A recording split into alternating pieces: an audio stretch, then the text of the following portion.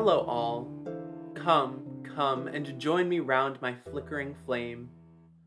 I'm so glad to see that you have returned to continue our tale, for nothing could do more to warm the heart of an old bard with a passion for magic.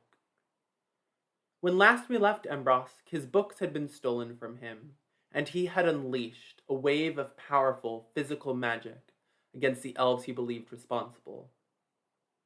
So now I again invite you to come with me as we join our hero in his trials and in his triumphs in this grand tale of gold, bones, and leather.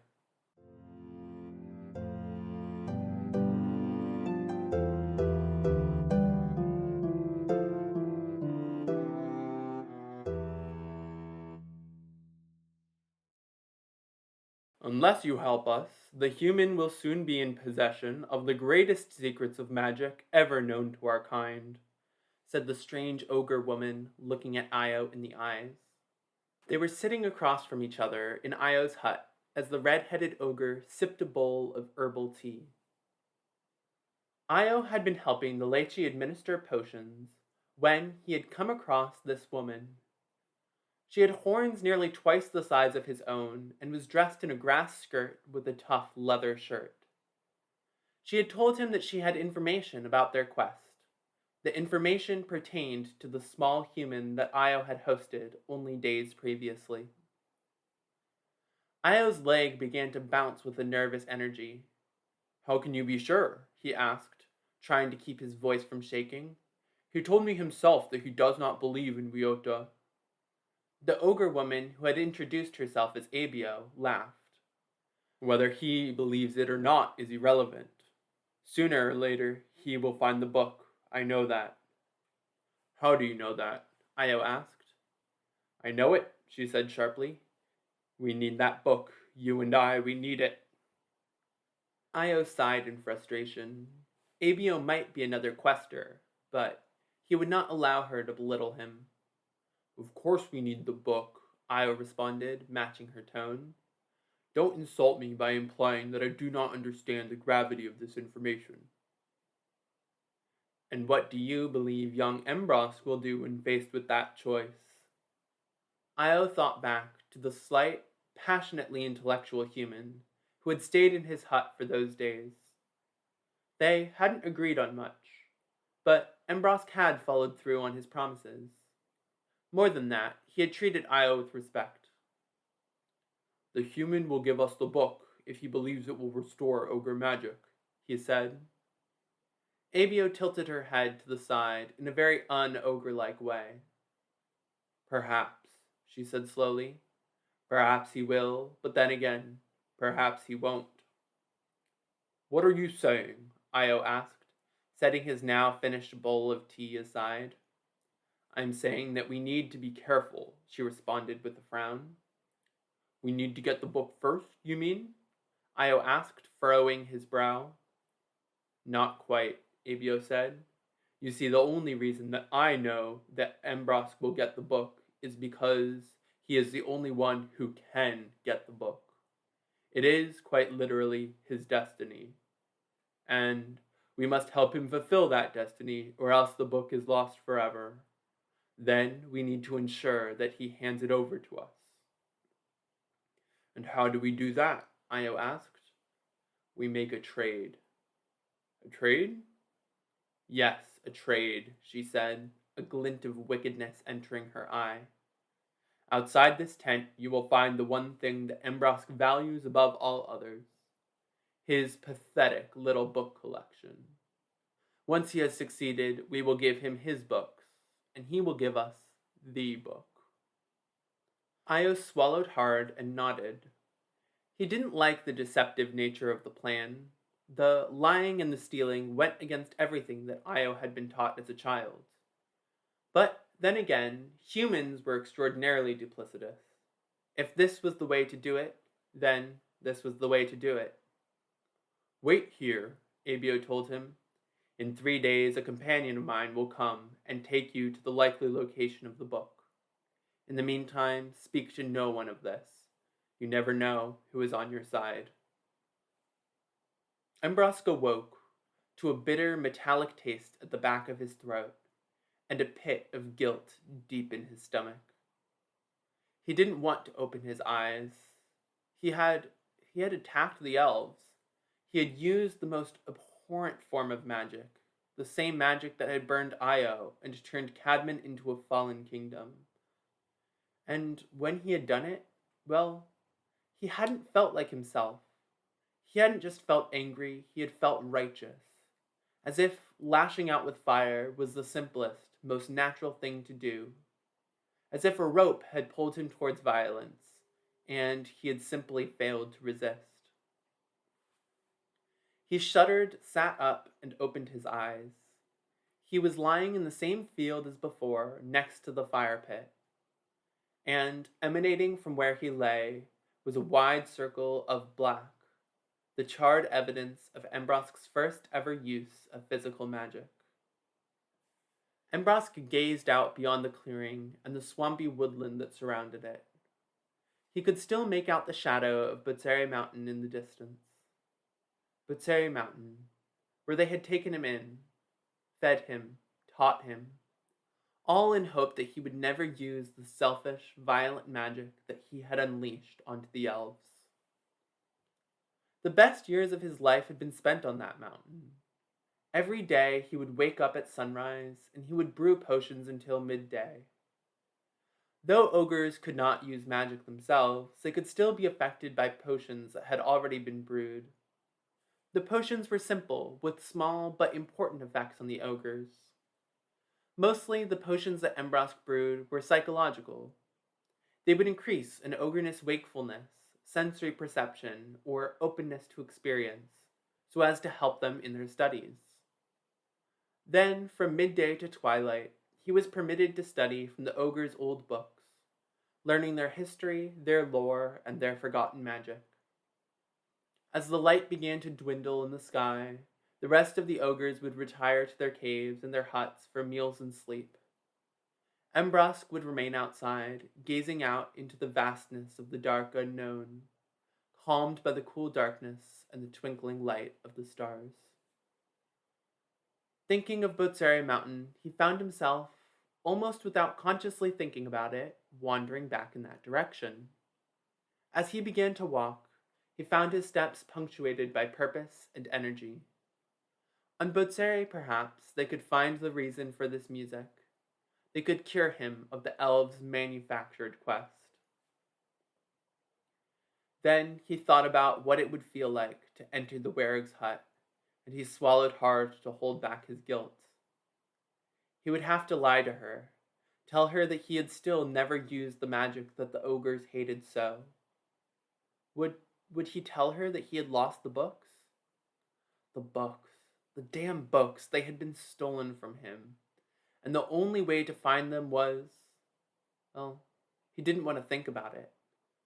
What would be at the end of this path that the elves had laid? Would it be knowledge? Would it be death? Embrosk began to contemplate the thought that he might have to follow the music to the end. He could not live without his books. And anyway, the elves had told him that if he failed to follow the music, he would be dead before long. But the thought of giving in to the music here and now made Embrosk want to retch. No, he could not do it. For now, he would just walk, in complete ownership of his mind, his eyes fixed on the distant peak of the mountain that he had once called home.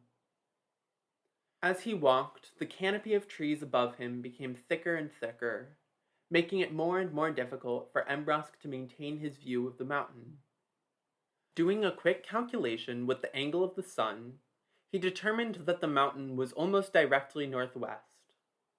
That would help him stay on a straight path if he lost sight of the peak.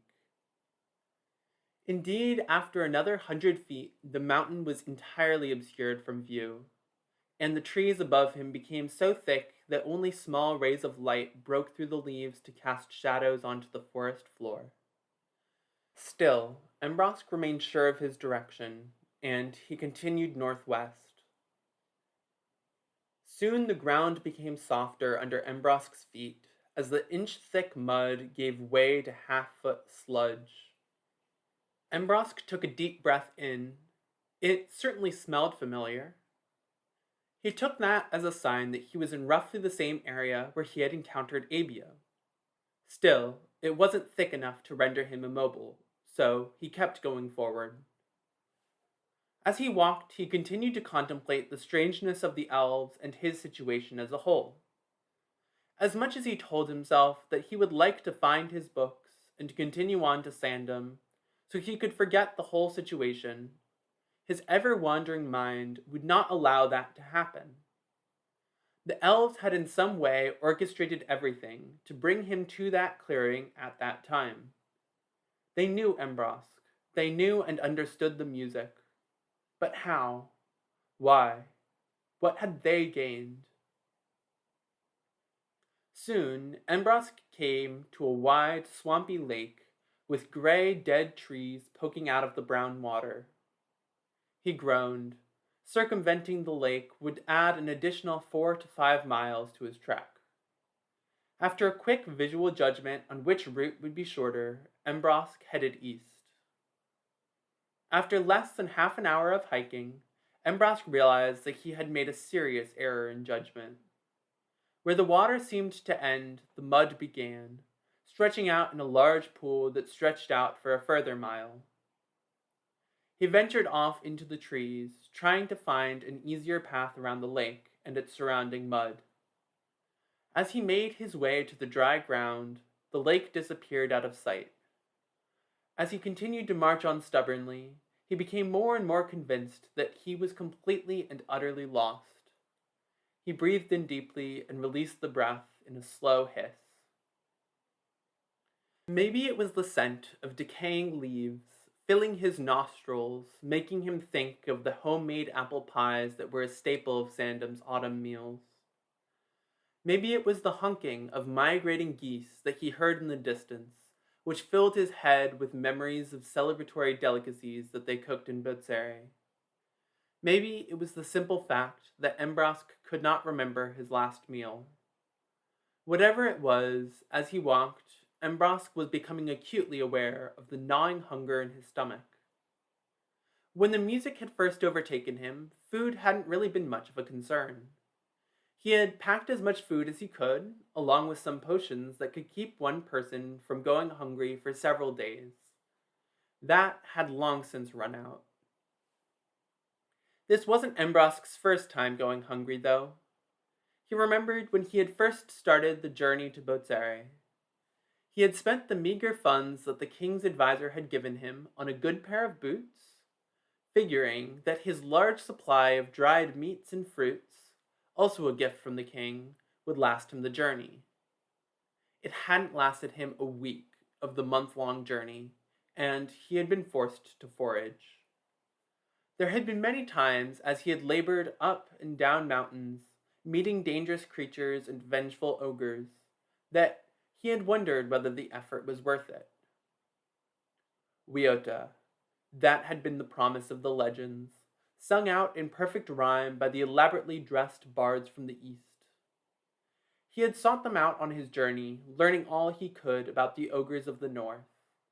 But every bard, every fellow pilgrim, spoke of one thing: Wiota, true knowledge. He dismissed it at first as an ogre pipe dream, a desperate plea for magical abilities. But as he began to understand the depth and breadth of knowledge in the ogre archive, he began to believe it was true. Each book contained more potions recipes than Embrosk had ever managed to teach himself, stuck alone in his shack in Sandom. His magic of potion making, once thought of as weak and useless, was suddenly a treasure trove of possibility.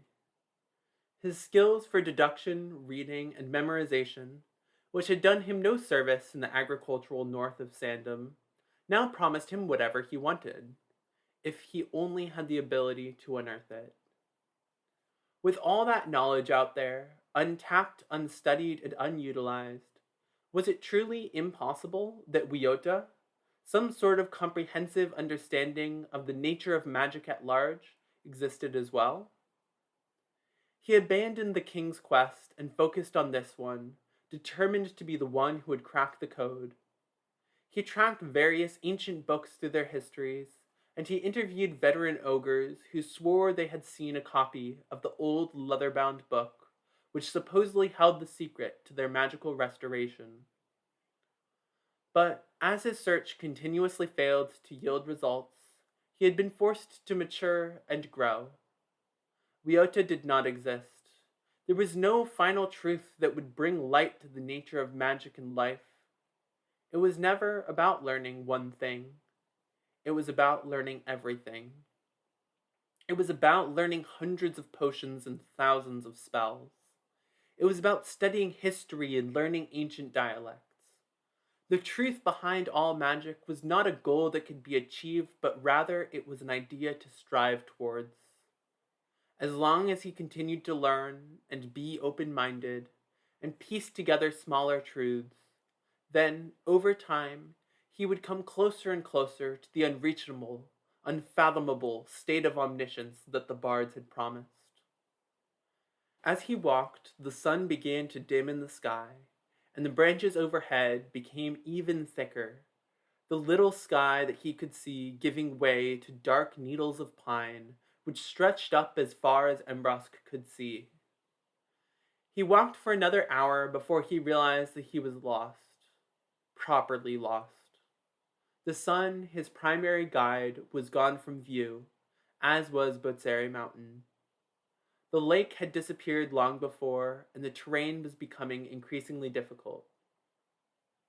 For a moment, and he felt sick as the thought crossed his mind, Embrosk missed the music. When it played, Embrosk was never lost. True, he never knew where he was, but still, he always knew where he was going. He never seemed to face physical boundaries like lakes or mountains. It did not matter whether it was dark or light. His feet simply guided him. And it guided him toward something. Something that was coveted eagerly by elves, ogres, and humans alike. Perhaps it was because he was sick of being tired and pessimistic. Or perhaps surrendering to his guide was becoming his sole viable option. But either way, he allowed his mind to embark on a small flight of fancy. What if there was a book, he thought as he continued to walk, now so lost that his steps had lost all their previous purpose? Perhaps it wouldn't be a book of Weota, but maybe there was some other book of ancient magic hidden at the end of his unchosen journey. Or, what if there was an ancient magical object of some sort? Or a place that had not been explored or understood? No. The practical part of his mind reminded him of his promise to his king, of his allegiance to his books. But, then again, if following the music was the only way to get those books back and fulfill his promise. What was the phrase he had used with Phelan? He had been worried about spending his days stuck in his shack, ruining the mundanity of everyday life. But his shack was as far away as ever. His promise to his king and the home that awaited seemed as fanciful a dream as whatever grand thing the music promised. Perhaps, just perhaps, the elves had not been wrong. That night, by the light of a small fire, Embrosk drew a rough map of Cadman into the dirt.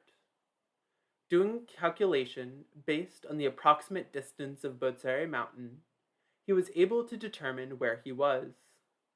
He then marked the location of Io's village based on the information given to him by the Lechi. Slowly and carefully, Embrosk marked every location where he'd found himself in Cadman. Whenever he had been able to control his own mind and body, Embrosk had walked southeast towards the border of Sandom. But the map showed a clear progression towards the southwest, resulting almost entirely from the music. Looking at the map, Embrosk's suspicions were confirmed. The music was guiding him towards the Wall of Ruins. It was the place where the last battles of the human ogre wars had been fought. Wars waged by humans seeking to capture Cadman's remaining magical texts. And, he thought, swallowing hard, it was where Io claimed his father had seen the Book of Wiota. Embrosk thought about the promise he had made to the Lechi, that he would alert Io if he caught wind of the book's location. If he did follow the music, and if he did find whatever book Io's father had seen, he promised himself that he would use it to the ogre's benefit. Io had been a prickly host, but he had saved Embrosk's life and treated him with compassion. The ogre's cause was a just one.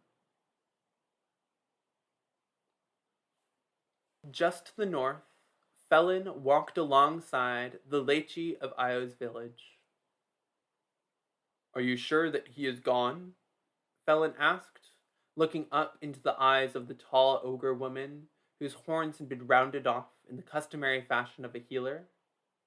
"Yes, I am sure," she said shortly, as she urged Phelan to continue along the path they had been walking back towards the Lechi's hut.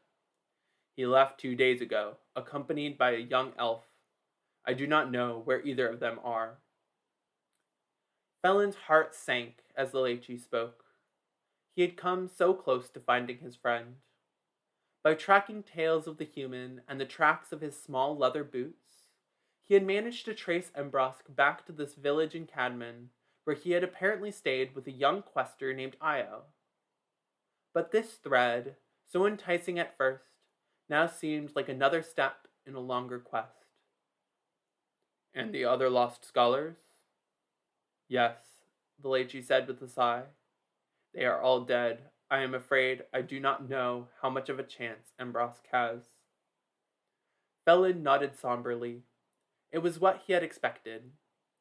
Embrosk had mentioned something about this on the day they had parted.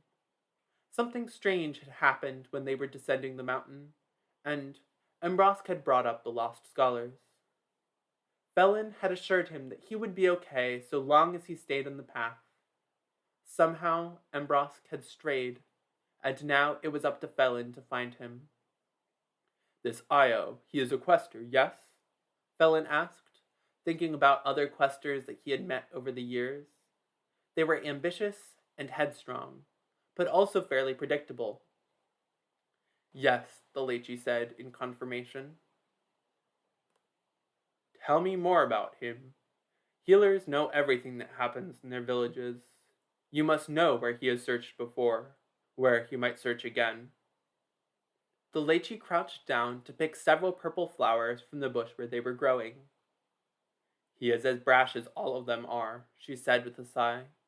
"His father died defending Invigary in the Wall of Castles, and they returned there several times together to search the ruins for the Book of Wiota. Once his father died, he became convinced that the book had been stolen by humans, so he went south in hopes of finding it. It took him less than a week to be driven out by fire and pikes.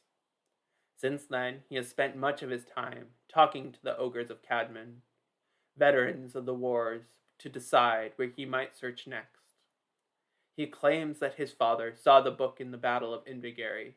He rejects all other theories." Phelan grunted in slight surprise. Most ogres of Botsere had long since abandoned the theory of the book.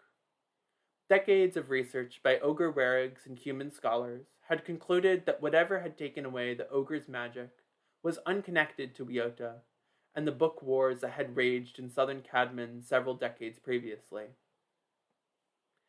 "It might not seem sensible to you from Botsere," the Lechi said, having noted Phelan's surprise, "but I believe there is some weight to it. Every lost scholar, every one of them, was heard speaking about Wiota. Whatever controls them is, at the very least, making them believe that Wiota is in their grasp. Embrosk does not. I know he does not believe in it," the Lechi said, cutting Phelan off. "We have spoken about this subject. But magic is a fickle thing, and the werigs do not know everything.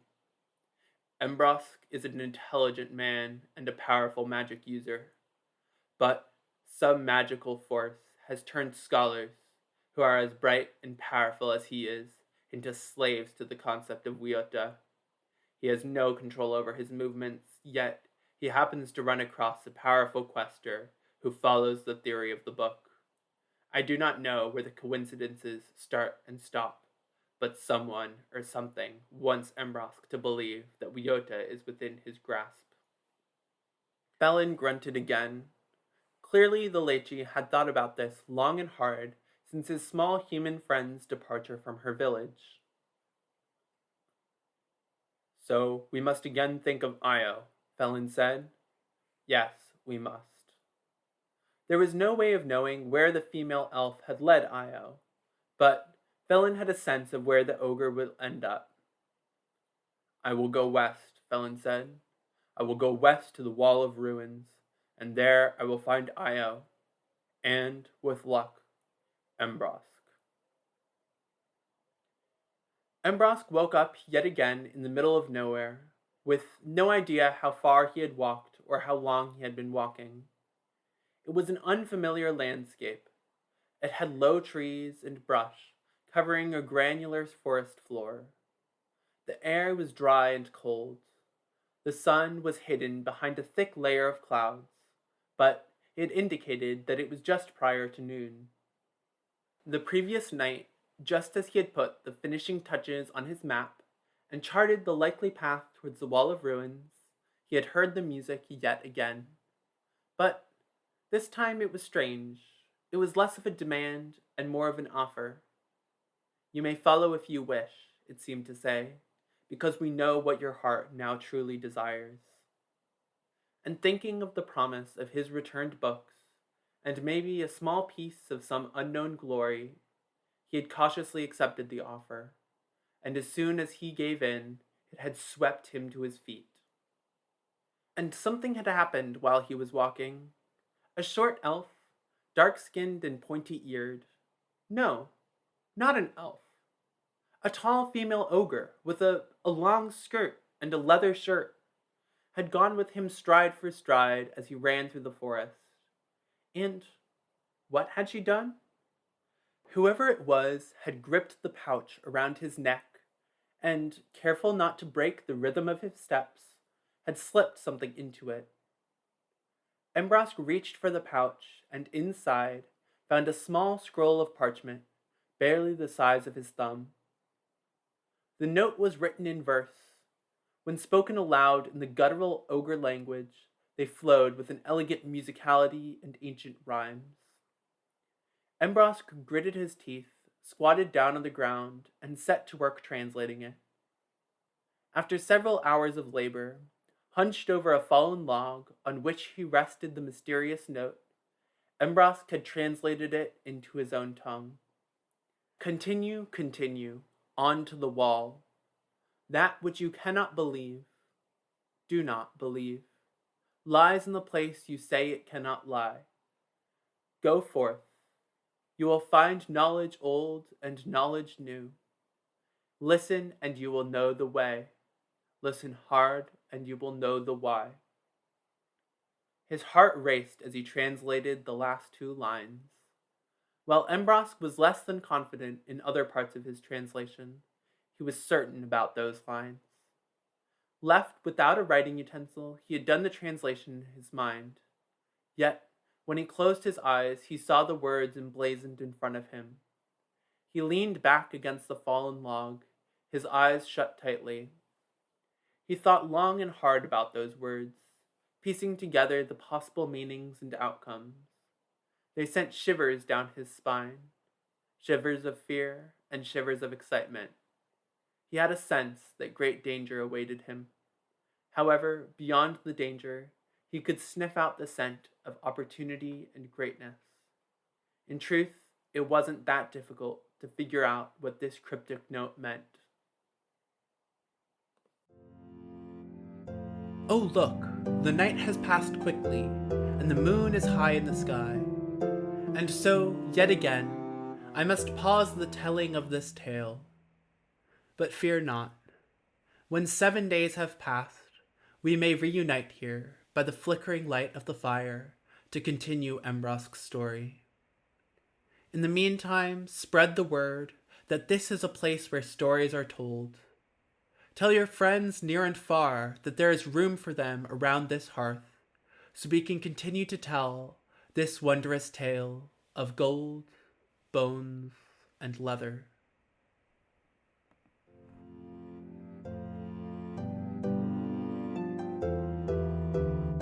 Before I sign off today, I want to remind all of you guys that if you're enjoying the podcast, please head over to my website, bensbookshack.com, to check out some of the amazing original artwork that accompanies this podcast. It really helps bring the scenes to life, and it was done by the amazingly talented Celeste Schiff. If you want to see any of her other work, her portfolio is linked in the show notes down below. As always, a major thank you to everyone who helped make this podcast possible. Anais, Tasha, Kira, and Madison, I'm looking at you guys. And last but not least, thank you to all of you guys who are here listening to Embrosk's story. Truly, nothing could make me happier. And I hope that you'll join me next week as I continue to tell this story of gold, bones, and leather. The Gold, Bones, and Leather podcast is brought to you by Ben's Bookshack. Everything that you've heard on this episode, including music, was written, recorded, and edited by me. I can be reached at contact@bensbookshack.com.